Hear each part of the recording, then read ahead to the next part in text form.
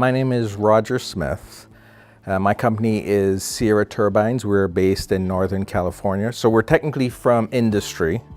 We are working on turbines, so we're very interested in ceramics for gas turbines.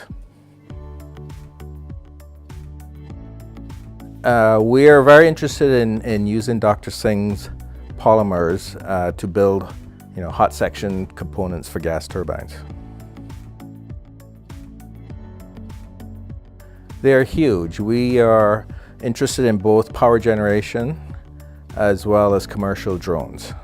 The commercial drone sector is a large market, anywhere from industrial inspections to search and rescue, and it's a $120 billion market, for commercial drones over the next several years.